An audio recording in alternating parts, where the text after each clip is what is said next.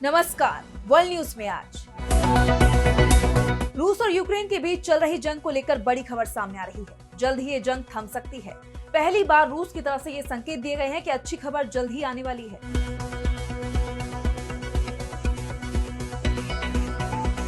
रूसी राष्ट्रपति Vladimir Putin के विशेष दूत किरिल दिमित्रियेव इस वक्त अमेरिका के दौरे पर पहुंचे हैं। दिमित्रियेव की तरफ से इसे लेकर बड़ा दावा किया गया है। उन्होंने कहा है कि खत्म होने वाली है रूस यूक्रेन जंग। पुतिन और जेलेंस्की के बीच जल्द ही युद्ध विराम को लेकर समझौता हो सकता है।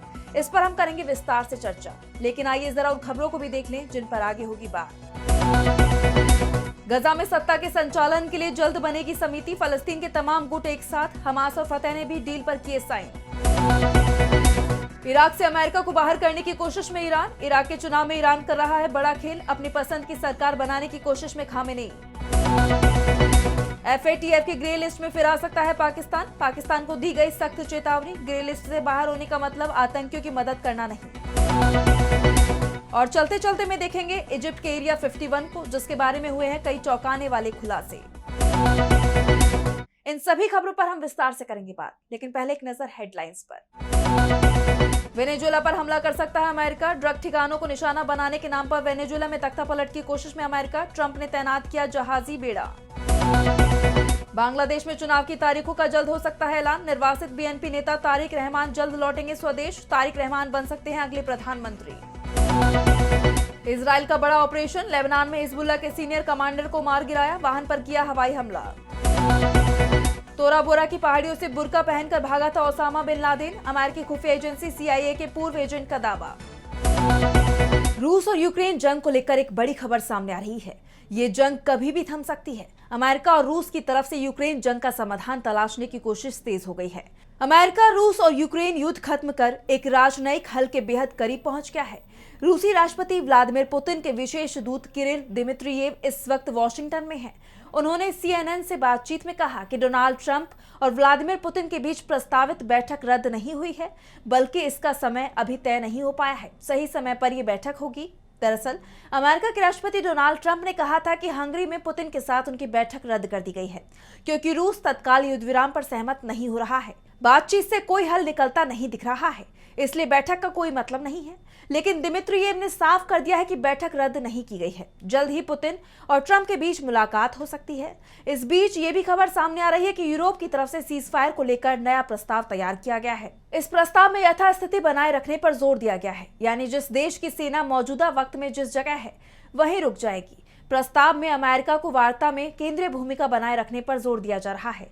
इस प्रस्ताव पर भी दिमित्रियेव की प्रतिक्रिया सामने आई है। उन्होंने कहा, राष्ट्रपति जेलेंस्की का बड़ा कदम है कि अब उन्होंने मौजूदा युद्ध रेखाओं पर बातचीत की बात स्वीकार की है। आप जानते हैं कि जेलेंस्की का पहले का रुख था कि रूस पूरी तरह से इलाका खाली करे। ऐसे में मैं समझता हूं कि हम राजनयिक हल के बेहद करीब पहुंच गए हैं, जिसे अंजाम दिया जा सकता है। दिमित्रियेव की कुछ घंटों बाद मियामी में ट्रंप के विशेष दूत स्टीव विटकॉफ से मुलाकात होनी है। इसके अलावा वॉशिंगटन में कुछ और बैठकों को वो अमेरिका के अधिकारियों के साथ करेंगे, जिसके बाद पुतिन और ट्रंप के बीच मुलाकात की तारीख तय हो सकती है। वैसे रूस की दिमित्रियेव की तरफ से इस बारे में विस्तृत जानकारी देने से इनकार कर दिया गया, लेकिन कहा है कि चर्चा आर्थिक सहयोग और निवेश पर केंद्रित होगी। जैसा कि आप जानते हैं कि जेलेंस्की की तरफ से यूक्रेन को नेटो में शामिल कराने की प्रक्रिया शुरू की गई थी, जिससे नाराज रूस ने फरवरी 2022 में यूक्रेन पर हमला कर दिया था। इसके बाद से ये जंग चल रही है। पूरा नेटो यूक्रेन को सैन्य मदद दे रहा है, लेकिन फिर भी यूक्रेन रूस का सामना नहीं कर पा रहा है। पिछले सप्ताह ट्रंप ने घोषणा की थी कि वो पुतिन के साथ जल्द ही हंगरी में मुलाकात कर युद्ध समाप्ति पर चर्चा करेंगे, लेकिन पुतिन की तरफ से साफ कर दिया गया था कि युद्ध तभी समाप्त होगा जब रूस की सुरक्षा की चिंताओं को दूर किया जाएगा। इसके साथ ही पुतिन ये भी चाहते थे कि यूक्रेन पहले कुछ और क्षेत्र छोड़ने पर सहमत हो, तभी कोई युद्ध विराम संभव है। CNN की एक रिपोर्ट के मुताबिक दिमित्रियेव उस वक्त अमेरिका पहुंचे हैं जब वॉशिंगटन ने रूस की 2 सबसे बड़ी तेल कंपनियों पर नए प्रतिबंधों की घोषणा की है। और जब दिमित्रियेव से इसे लेकर सवाल किया गया तो उन्होंने प्रतिबंधों के प्रभाव को पूरी तरह से खारिज कर दिया और चेतावनी भी दी कि ये आर्थिक रूप से उल्टे पड़ सकते हैं। उन्होंने कहा कि इनसे अमेरिकी पेट्रोल पंपों पर पेट्रोल की कीमत और बढ़ जाएगी। वैश्विक स्तर पर तेल की कीमतें ज्यादा बढ़ जाएंगी, जिससे रूस को अगर कोई नुकसान हो भी रहा होगा तो उसकी भरपाई हो जाएगी। अब अगली खबर में हम बात करेंगे गजा में शांति की तरफ बढ़ते कदम की। गजा में फलस्तीन के 2 संगठनों का दबदबा रहा है। पहला है हमास और दूसरा है फतह। इसमें से पिछले कुछ समय से गजा पर हमास का कब्जा था और 2 साल से गजा में हमास और इजराइल के बीच ही जंग चल रही थी। 10 अक्टूबर को मिस्र में अमेरिका के राष्ट्रपति डोनाल्ड ट्रंप के फॉर्मूले पर शांति समझौता हुआ। वैसे इस समझौते का इजराइल की तरफ से लगातार उल्लंघन किया जा रहा है, लेकिन फलस्तीनी गुट शांति समझौते का पालन पूरी तरह से करते दिखाई दे रहे हैं। और अब मिस्र में हमास और फतह सहित फलस्तीन के दूसरे तमाम संगठनों ने एक बड़ा समझौता किया है, जिसमें गजा में प्रशासन के लिए एक अस्थायी स्वतंत्र तकनीकी समिति बनाने का प्रस्ताव है। काहिरा में एक बैठक के दौरान समूह ने गजा पट्टी का प्रशासन स्वतंत्र टेक्नोक्रेटों से बनी एक अस्थायी फलस्तीनी समिति को सौंपने पर सहमति व्यक्त की। समिति अरब भाइयों और अंतर्राष्ट्रीय संस्थानों के सहयोग से जीवन और बुनियादी सेवाओं के मामलों का प्रबंधन करेगी। सभी गुट फलस्तीनी आंदोलन के सामने आने वाली चुनौतियों का सामना करने के लिए एक साझा रुख अपनाने पर सहमत हुए हैं, जिससे एक राष्ट्रीय रणनीति पर सहमति बनाई जा सके और फलस्तीनी लोगों के लिए एकमात्र वैध प्रतिनिधि के रूप में फलस्तीनी मुक्ति संगठन यानी PLO को पुनर्जीवित किया जा सके। ये बात तो आप जानते ही हैं कि हमास PLO का हिस्सा नहीं है, जिस पर उसके पुराने प्रतिद्वंद्वी फतह का प्रभुत्व है। फलस्तीनी संगठनों ने पुनर्निर्माण के लिए वित्त और काम की निगरानी के लिए अंतर्राष्ट्रीय समिति बनाने की मांग भी की। फलस्तीनी संगठनों ने ये डिमांड भी की है कि उनकी तरफ से शांति समझौते का पूरी तरह से पालन किया जा रहा है, इसलिए इजराइल पर भी दबाव डाला जाए कि वो भी समझौते को माने। इसमें इजरायली सेना की पूरी वापसी, इजराइल की घेराबंदी हटाना, राफा सीमा को पूरी तरह से खोलना और गजा में आने वाली मानवीय सहायता पर किसी भी तरह की रोक को खत्म करना शामिल है। फलस्तीनी समूह ने संयुक्त राष्ट्र सुरक्षा परिषद से एक प्रस्ताव पारित करने का आह्वान किया, जिसमें प्रस्तावित अस्थायी अंतर्राष्ट्रीय बलों को युद्ध विराम की निगरानी का दायित्व सौंपा जाए, जिससे मिशन को कानूनी ढांचा मिल सके। उन्होंने इस बात पर भी जोर दिया कि इजरायली जेलों में बंद फलस्तीनी कैदियों का मुद्दा तब तक प्राथमिकता बना रहेगा जब तक उनकी आजादी सुनिश्चित नहीं की जाती। फिलहाल गेंद अब अमेरिका के राष्ट्रपति डोनाल्ड ट्रंप के पाले में है। अगर वो इजराइल पर दबाव डालते हैं तो शांति समझौते का पालन पूरी तरह से हो सकता है और गजा में शांति स्थापित हो सकती है। और अब हम बात करेंगे ईरान की, जिसके एक दाव ने उड़ा दी है अमेरिका और इजराइल की नींद। हाल ही में ईरान ने इराक के साथ सुरक्षा समझौता किया था। इराक में इस वक्त अमेरिका की सैन्य बेस है, अमेरिका की सेना और लड़ाकू विमान तैनात हैं। अब तक ये माना जाता रहा है कि इराक में वही होता है जो अमेरिका चाहता है। इजराइल ने ईरान पर जब हवाई हमले किए तो वो इराक के रास्ते ही किए थे और इसमें अमेरिका का साथ इजराइल को मिला था।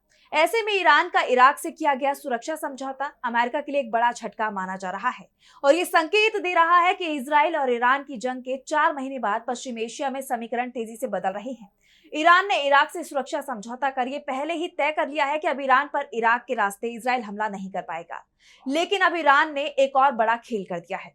इराक में अब जो सरकार बनने वाली है उसकी डोर ईरान के हाथ में होगी। अगले महीने इराक में प्रधानमंत्री चुनने के लिए आम चुनाव प्रस्तावित हैं। ईरान की कोशिश यहां पर अपने लोगों को कुर्सी पर बैठाना है। चुनाव में ईरान की तरफ से खुलकर हस्तक्षेप किया जा रहा है। चुनाव से ठीक पहले ईरान के supreme leader ayatollah Ali Khamenei ने अपने दूत के तौर पर कुद्स प्रमुख इस्माइल कानी को बगदाद भेजा है। ये बात तो आप जानते ही हैं कि 2003 में सद्दाम हुसैन के जाने के बाद इराक में लोकतंत्र की स्थापना की कोशिश की गई। प्रधानमंत्री और राष्ट्रपति जैसे पद बनाए गए। प्रधानमंत्री का चुनाव आम चुनाव के जरिए किया जाता है, जिसके लिए इराक में संसद बनाई गई है। इराक की संसद में कुल 329 सीटें हैं। बहुमत के लिए 165 सीटों की जरूरत होती है। इराक में अब तक कोई भी नेता एक बार से ज्यादा प्रधानमंत्री नहीं बन पाया है। इसकी प्रमुख वजह है विदेशी हस्तक्षेप। इराक शिया बहुल देश है, जबकि सद्दाम हुसैन जो सुन्नी मुसलमान थे, लेकिन 1979 से लेकर 2003 तक यानी 24 साल तक उनकी सैन्य सत्ता इराक पर बनी रही। लेकिन अब शिया मुसलमानों का दबदबा दिखाई दे रहा है और उसका कारण भी है। इराक में शिया मुसलमानों की आबादी 62% के करीब है, तो सुन्नी 33% है। ऐसे में शिया समुदाय का ही प्रधानमंत्री बनने की उम्मीद है। ईरान भी यही चाहता है, क्योंकि ईरान भी शिया बहुल्य देश है और यहाँ की सत्ता से लेकर तमाम प्रमुख पदों पर शिया समुदाय के लोग ही बैठे हैं। इसलिए ईरान नहीं चाहता कि इराक के संसदीय चुनाव में शिया समुदाय की वोट में विभाजन हो। इस वक्त अल शुदानी इराक के प्रधानमंत्री है, जो शिया समुदाय से ताल्लुक रखते हैं। अल शुदानी को ईरान का करीबी माना जाता है। हाल ही में अमेरिका के खिलाफ जाकर अल शुदानी ने कई सारे डील ईरान के साथ किए हैं। ईरान अल शुदानी को दूसरी बार प्रधानमंत्री बनाने की कोशिश में है। इसके लिए उसने शिया धर्मगुरु मुक्तदा अल सद्र को मनाने में अपनी पूरी ताकत लगा दी है। पिछले चुनाव में अल सद्र की पार्टी को बड़ी जीत मिली थी। हालांकि गठबंधन के समीकरण ने उन्हें पीएम की कुर्सी से दूर कर दिया था। अब अगर अल सद्र का समर्थन शुदानी को मिलता है तो उनकी बड़ी जीत तय हो जाएगी और फिर इराक जल्द ही अमेरिका को बाहर का रास्ता दिखा सकता है। अब अगली खबर में हम बात करेंगे पाकिस्तान के सामने आने वाली बड़ी मुसीबत की। पाकिस्तान आर्थिक रूप से पहले से ही मुश्किलों में फंसा हुआ है। दुनिया के सामने इस वक्त वो खुद को आतंकवाद से सबसे ज्यादा पीड़ित मुल्क बता रहा है। वैसे कई रिपोर्ट्स भी इस तरह का दावा कर रहे हैं कि इस साल सबसे ज्यादा आतंकी हमले पाकिस्तान में ही हुए हैं। लेकिन ये कोई विदेशी साजिश नहीं, बल्कि पाकिस्तान के अपने ही पाले और पोसे आतंकियों की करतूतें हैं। पाकिस्तान आतंकवाद से पीड़ित होने का दावा करता है तो खुद आतंकवाद को बढ़ावा देने का काम भी कर रहा है। हाल ही में आतंकी संगठन जैश ए मोहम्मद ने आतंकियों की भर्ती का अभियान शुरू किया। ये सब कुछ पाकिस्तान में खुलेआम हो रहा है, पर पाकिस्तान की सरकार आंख बंद किए बैठी है। 4 महीने पहले भारत और पाकिस्तान के बीच जो जंग हुई थी, उसके पीछे भी पाकिस्तान के पाले हुए आतंकी संगठनों को ही जिम्मेदार माना गया।